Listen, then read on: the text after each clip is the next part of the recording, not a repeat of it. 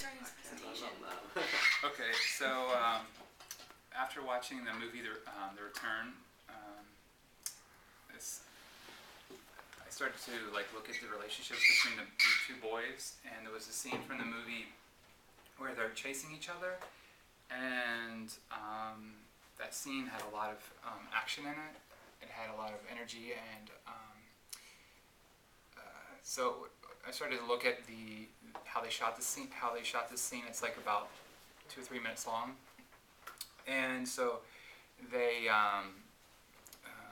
when they edited it and when they put the movie in it, it created this sense of pace and movement and rhythm, and I wanted to try to take that and bring that into this project. And so the vertical things, those are like the children or the boys running through this obstacle course.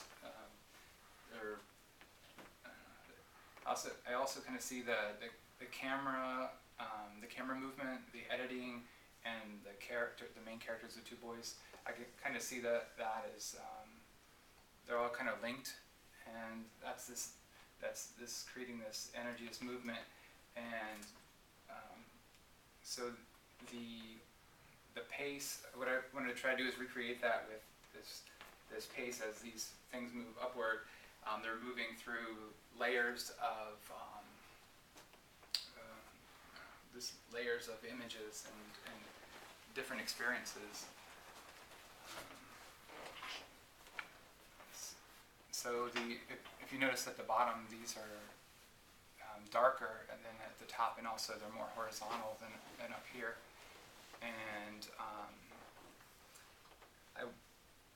the scene itself starts out in a very dark place. It starts out. First of all, they're fighting. That's kind of a dark thing, but also it's like just indoors, and it's kind of dark. And then it gets out into the. Then they go outside, and they're in the light. And I noticed that as the scene progressed, it got lighter, and the scene got brighter and brighter. And what was once like an argument turned into kind of like a race to get home.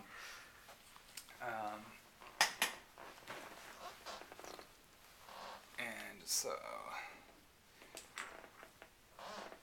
How about the whole idea of using a narrative to construct something, interpretation, diagramming? What do you think about the general course of our intellectual failure?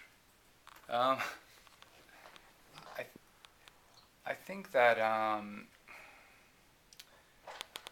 lot of the ideas that I had going into this project, and a lot of ideas I've had going into other projects, I've had a specific intention, but I've had problems bringing that intention to life. Like I actually see in the beginning how I want it, and then the end result is not matching with what is not matching that, and I don't know if I'm sabotaging myself or what's going on, what's happening along the process, but this thing ended up turning out. The original idea was a harmonious reconnection. These points, the reason they're like these angle shapes is that I wanted these things to kind of like the relationship between the boys. They're always together, and then they'll fight and they'll separate, but they'll always come back together. And this home is this reconnection, this harmonious kind of coming together. And so somehow that ended up turning into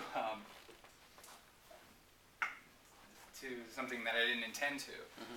And I think what's happening is I'm having like conflicting intentions with what I'm doing. Maybe I'm having the intention of creating something that would be nice for two boys to live in harmoniously, and trying to think through this whole process. Any comments on the object itself? I think the object speaks a lot at this moment.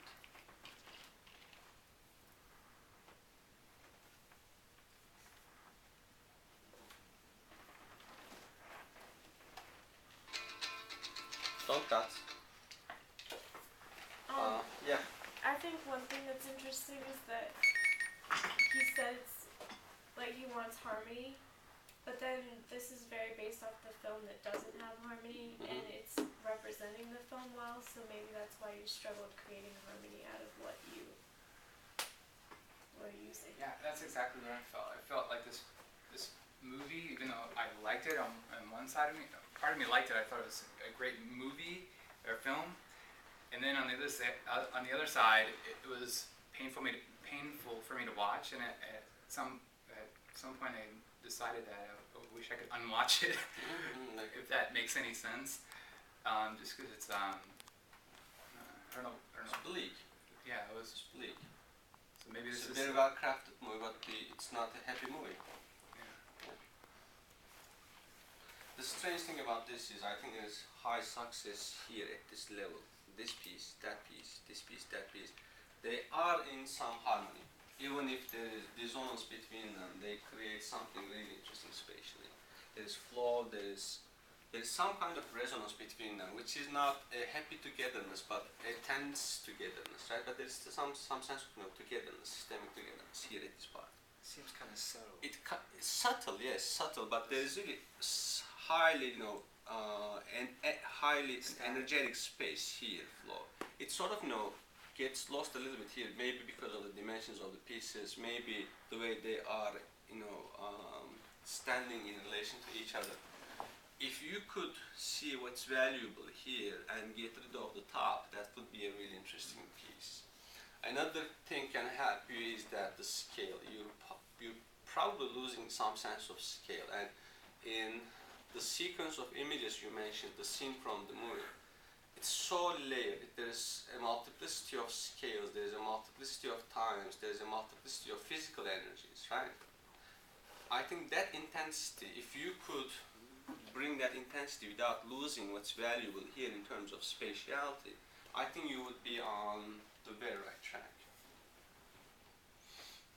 I'm really happy with what's happening here, that piece and that piece, very interesting, very two-dimensional. They're weaving. It's almost like, whales dancing in a pool, they create these really strange moments between them, and they're sort of playing with each other, and it's very interesting. They're not really doing it harmoniously or in a happy harmony, but there's a tense harmony about them, and it's very interesting. And I think that's where you sort of start to capture the modality of the movie. Would you agree? Would you agree? Do you see what's happening here? I think if I was Even successful we in can anything, it count was this more about piece. modality. Even we can count this piece. Here. A spatial modality. I think that captures highly the scene that you just mentioned. The energies of the movie, the scene, even the score itself, the music itself.